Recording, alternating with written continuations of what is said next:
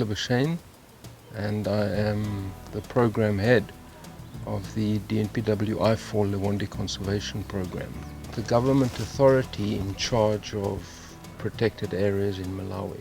The challenges we face are the illegal exploitation of our wildlife resources and our natural resources for commercial gain. It's as simple as that. There has to be a place in our world for wildlife. It's not some fantasy tale.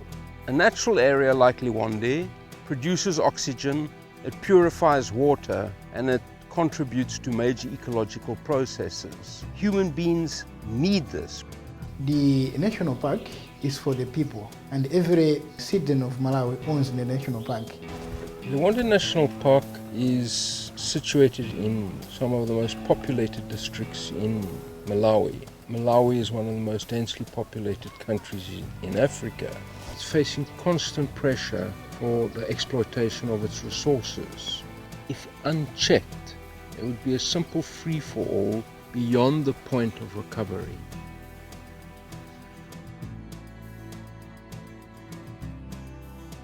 These fish traps, they've been using by the local people for many years. It focuses its attention on a certain size of fish. They're made of bamboos. Also, the catchment is fairly small. Its impact on the system is very limited. A lot of the commercial poachers in Lewande have used mosquito netting from anti-malarial donations. And they make huge 100-meter nets. The mosquito netting kills everything. In the last 10 months, we have confiscated and burnt over 90 nets, almost 100 nets, longer than 100 meters each. Whatever we think is dangerous to the animal, then we pick it up. Do as much as we can to help the animals to be in a happy life. A poacher who takes out a boatload of fish, probably earning himself about $200. That's 6 months minimum wage.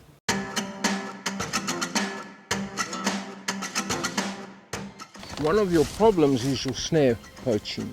It's overwhelming here. In the last 12 months alone, we've picked up 5,500 snares. Now, a snare is very much like a landmine. It's cheap to make. It's easy to set up. The problem is it can go off at any time. It's put on an animal path, and normally thorn bushes are pushed to either side of it to force the animal to walk through. It's a slow and painful death that can sometimes take 2 or 3 days. Its distress calls will bring in other animals such as hyena, jackal, lion, leopard. They're not the targets, but they are collateral damage. A poacher will not set a single snare. So he might have 40, 60, 120 snares. When coming to service them, he might have 16 animals killed in them. 16 animals have died a horrible, lingering death. He can only take out 1 or 2. It really is a scourge.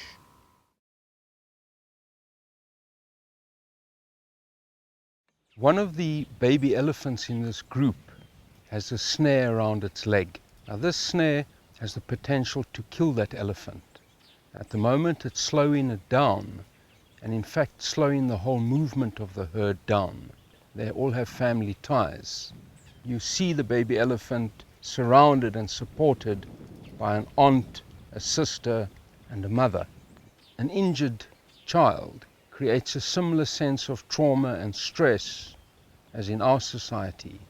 We are going to have to intervene, drug the animal, remove the snare and give treatment, or this animal will die. So it's this type of injury and the stress that it causes, that is what we're trying to stop here.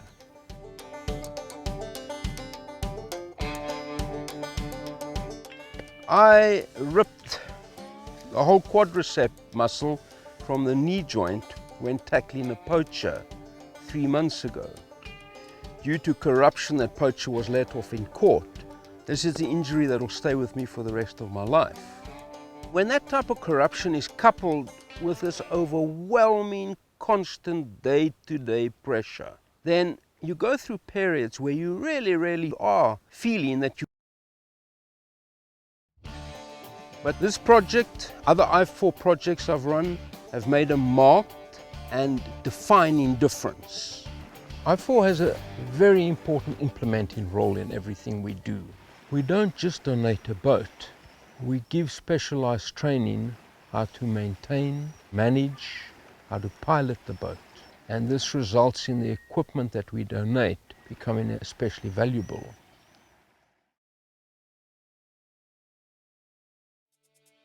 The Macheru Nursery School, an adult literacy training center, it's a very cost-effective program.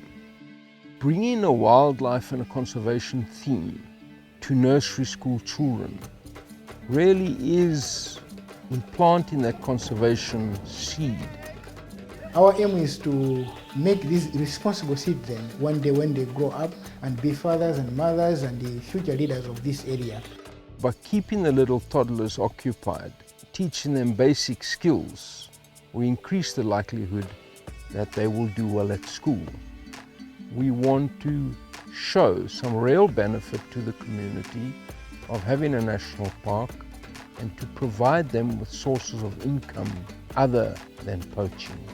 They bring the message to the community, and the national park is being taken care of in the next generations to come. The simple, inescapable reality is that the conservation of the environment and the protection of wildlife has to be seen as a social responsibility. If I4 comes into a protected area that has low levels of enforcement capacity, and we transform that, then we've changed the single most vital dynamic of that protected area. What makes me hopeful is there are many good and determined people out there that are not going to give up. We really love the wildlife.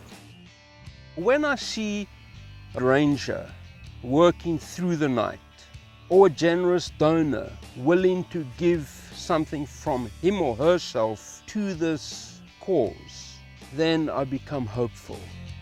Yes, I'm in the fight. Yes, I'm getting the crap kicked out of me, but the other guy is also suffering. And with all this punishment going around, somebody's going to have to give up, but it's not going to be me.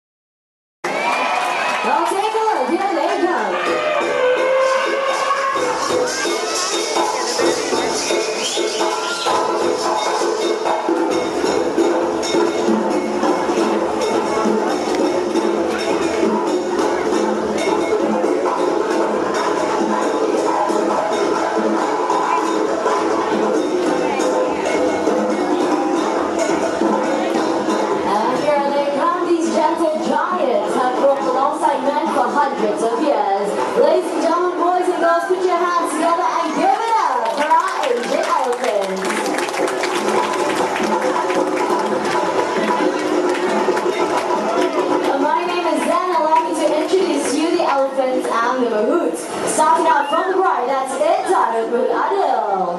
Up next, we have Bro with Padrish. Looking for the middle, Gamla with Farooq.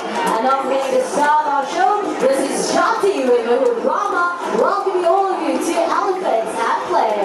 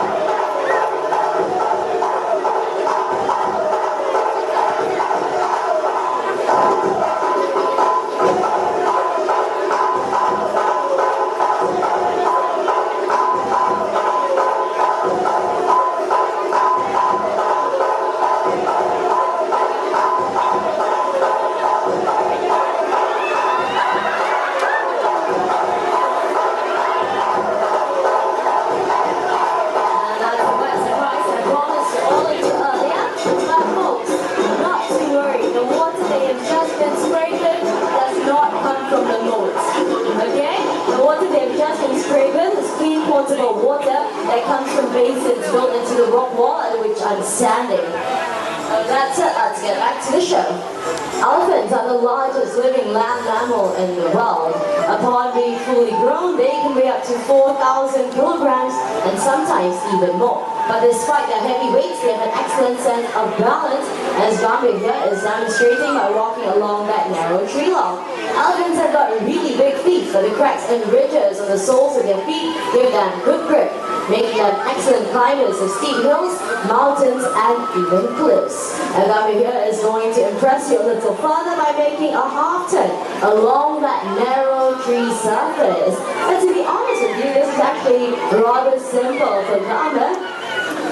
Take a look at the concentration on her beautiful face. Halfway there. Just one more foot, Gambia. And it looks like she's all done. Well done, Gambia. And not only can she walk forwards along that narrow tree surface, she can also walk backwards as well, using her trunk to feel along the way. And for those of you with your cameras, get them ready. We've got a beautiful picture perfect pose coming right up for all of you. Anytime now, that's 1 foot up. And a 2-footed salute by a 3-ton elephant. Nicely done. Thank you, Gambia and Mahout Farooq. An Asian elephant like Gambia over here can weigh up to 3,000 kilograms upon being fully grown. The mahouts, on the other hand, will never weigh anything close to that. So how exactly do mahouts guide and communicate with our elephants without using any verbal commands? Let's find out. Good afternoon, mahouts. Good afternoon, everyone. Good afternoon. Can I have our elephants move to the right, please?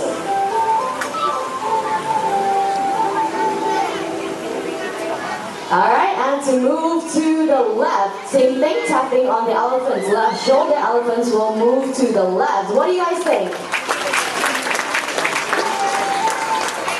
Farooq, they were clapping, but they don't sound impressed.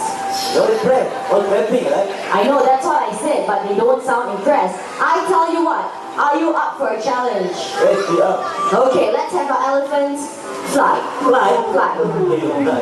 Okay, we've got the propelling of the drum, the flapping of the air, the rocking of the drum, the takeoff, and what happened? The elephants fly, they're very best to fly. Sometimes They are too fat. I think more like some of the mahouts need to lose some weight, yeah? It's okay, we're just kidding. Elephants cannot fly, so let's get back to more of those non-verbal commands. Let's have our elephants move backwards. Taps to both of their shoulders, elephants will move to the back. And of course, in order to get the elephants to move forward, just like that, they have to tap right behind both the elephants' ears. Elephants will move forward. The clumsy mahouts dropping the anchors, but not to worry, our ladies to the rescue, returning the mahouts' their anchors. And it looks like Young Abdullah here has one more salute in for everybody. Thank you very much, sweetheart. Now let's demonstrate a method of mounting and dismounting an elephant practice in countries such as Indonesia, Thailand, Malaysia, as well as Sri Lanka. A few gentle words from the Mahout. Gamba will lower her head and trunk so that Mahut can easily just slide right back on. But clumsy man that he is, Sorry, come here. Gamba will help you. Okay, Gamba, all you have to do is pick up the hat, return it right back to Mahut Farouk. Okay, nice and easy, just pick it up. Gamba? Come here, too playful this afternoon, huh? Luckily we got one more head. April is ready. Okay, Aprilla. Clean, dry hat, please. I'm sure Aprilla is not as playful as Gamba here today. And there we go. Give it to him. Farouk, I think you have to come down and get it yourself. There we go. She's lowering her trunk once again. This time going down on her front legs. Come here, keep my head. So she'll help you. Gamba will help you to take. You sure she's not going to kick it back into the water? Okay. Extreme trust and faith in his elephant right there. So, looks like she's picking it up. Her leg seems ready to kick it. Is she going to return him his hat? Okay, she looks like she's using a different tactic this time. She's going to suck up the hat. And then she's going to walk over to Farouk. Take a look at how intelligent she is. Believe it or not, she's taking aim. And just like that, down, down, down it goes to the squarely right on his head. A few gentle taps to make sure it's in place. The pair will then exchange a nice trunk to handshake.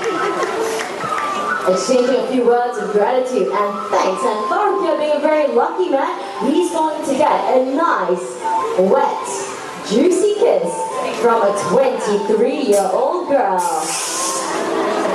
Okay, how's that feel? I love you. Oh, I love you, he says, very sweet. Okay, now like we promised earlier, we're going to show you how he mounts an elephant. And once again, they're getting into position. What do you want, Abhi? What do you want? Remember? He gave me the key. I forgot to give up my number. No wonder you're still single. What number, Abhi? Okay, is that apple enough down there? Let's find out. Once again, into position. And she's lowering her head, her trunk in place and lifting him clean right off his feet. All he has to do is to turn and hop right back on. Thank you, Gamba, and the recovery. Being the largest living land mammal in the world, the size and strength of an Asian elephant is definitely unfathomable. But despite their heavyweights, they're out to prove that they're definitely stronger than their African counterparts. With one playful push, with the trunk down that wall, comes along that inside and a bullet to the center, not wanting to be left out, is going to use leg strength to get that lock into the water. Bear in mind that April is only 17 years of age and already she possesses immense strength in those legs of hers. Clearly right here at the Singapore Zoo, all we need is raw elephant power. With just one more kick, I'm pretty sure she'll get it in, and there we go, right into the water. Thank you very much, Aprilla and Mahut. Now let's get that lock out of the way, because making her way into the show, this is Jati. Jati is a 26-year-old Malaysian elephant. Right over here, what she has on her back, this is known as dragging down. This is what helps men and elephants drag heavy logs out of the dense forest safely and effectively. Modern machinery may have since taken the place of elephants, but modern machinery cannot access and navigate the rough terrain that these elephants are so well trained in. Elephants do not rust, corrode, pollute the environment, and best of all, no spare parts needed. This log that Jati is pulling weighs about 400 kilograms and will take 10 men to do the exact same task. As you can see, for Jati, no problem, as she drags it across the high ground, soft terrain, into the water, and back up onto land. Thank you, Jati and Mahurama.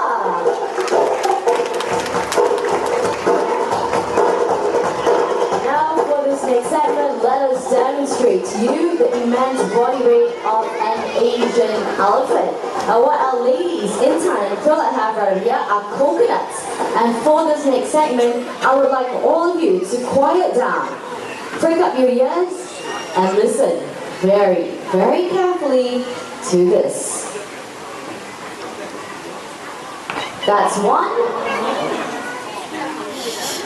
And then the other, as easy as brushing a peanut. And you can try this at home, but believe me, you won't get very far. Alright, Intan, very busy lady today, is going to push that huge log back into the water.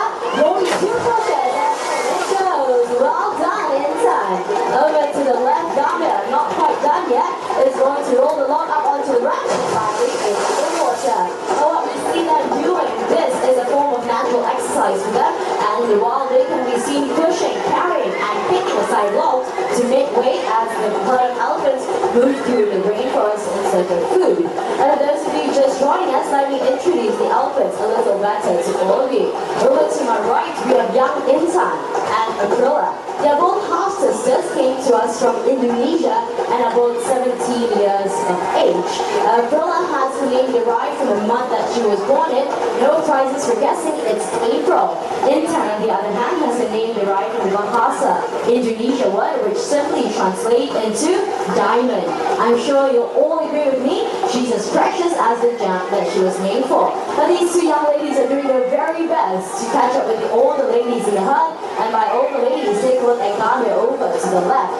Gambia is our 23-year-old Malaysian elephant, and despite her age, she is the most playful and cheekiest elephant that we have. In spite of all that, she is also the most gentle elephant that we have, and when it comes to meeting up with guests, especially young children, Gambia is definitely the Mahout's elephant of choice. Now that they've got the logs back up on land, they have to push it back into its original position. Gambia, here being a pro at her task, all she has to do is to kick it back into place. Aprilla, on the other hand, need a little help from Intan to twist it into position before rolling it up the ramp. Our elephant's trunk contains about 40,000 muscle units. That's more muscle units than we have in our entire bodies combined. Strong enough to pick up logs, and also gentle and sensitive enough to pluck a single blade of grass. Ladies and gentlemen, boys and girls, our playful elephants.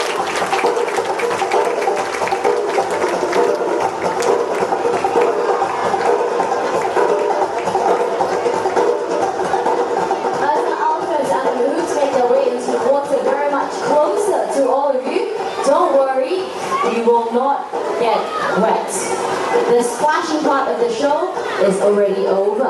Instead, listen up very carefully to the language that the Mahouts are using. This is not English, nor is it any one of our local languages.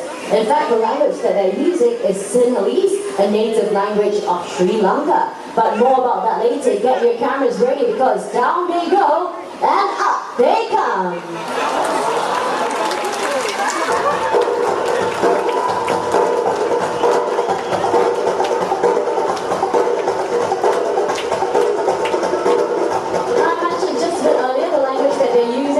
English nor a local languages. Instead, they're using Sinhalese, the native and commonly used language of Sri Lanka. But why is it here at the Singapore Zoo we are using Sinhalese? The answer is relatively simple. You've got Kumali on your way in. She's over to the left of the accident. She is the matriarch of this herd of elephants and one of the first elephants to join us at the Singapore Zoo. She came to us from Sri Lanka, where she was first trained in Sinhalese. Being very traditional, our Mahouts have kept in line with that, and since then, all the elephants that come to us in Singapore Zoo are all trained in Sinhalese. You've seen how playful they can be. Take a look at the excellent teamwork they demonstrate amongst each other as they pick up that log in a massive mound, turn the corner in perfect synchrony and coordination. Ladies and gentlemen, boys and girls, the Singapore Zoo proudly presents. A family's vacation in Central America turned into a nightmare when a big cat attacked one of their children at a zoo. It happened in Belize, where the 10-year-old son of the family fell victim to a big cat's attack. Well, the child is now recovering at Children's Hospital in Orange County. KTLA's Christina Pascucci has more on this story you'll only see on 5. I'm 10.5 years old. 10-year-old Ronald Alternator loves cats. They're just so soft and nice, and and they purr and they're just so cute. He loves them a lot. A family trip with his mom and 3 little brothers to an animal sanctuary and rescue in Belize was to be the trip of a lifetime. It started off well for the highly functioning autistic child whose mom says is happiest when he's around cats. There's a jaguar encounter and they put you in a cage in the middle of the jaguar's habitat. And he runs around you and jumps on top of the cage. It was pretty neat. But suddenly, trouble in paradise when Ronald attempted to pet Aussie the ocelot, seen here roaming in his cage. I heard, "Mommy, Mommy, help me." So I just lightly touched the fur that was out of the fence, and it bit my thumb and pulled it in. The cat just pulled the arm through the fence and got a hold of his finger, and it would not release. There was no 911 system. Holly had the zoo curator drive her and her boys as fast as possible, 40 minutes through the jungle to arrive at the nearest hospital. 3 days later, Ronald is doing just fine. Playing ping pong, even drums, while attached to his IV at Children's Hospital of Orange County. Ironically, when he asked the hospital for pajamas, the only pair they had was with cats. Ronald said to leave the Children's Hospital by the end of the week, but what's so extraordinary about all of this is how the 6th grader is changing a nightmare situation into something positive. I don't want other kids to experience this, so I just want like a glass, either like a double fence or a triple fence. And you want to help raise money so that they can get that? All the animals. And as to whether he still loves cats, yes, I love them. isn't he an impressive young man? If you're interested in donating to the sanctuary, just visit our website, ktla.com. We have all the information for you, including the link to the Belize Zoo. In Orange, Christina Pascucci, KTLA 5 News.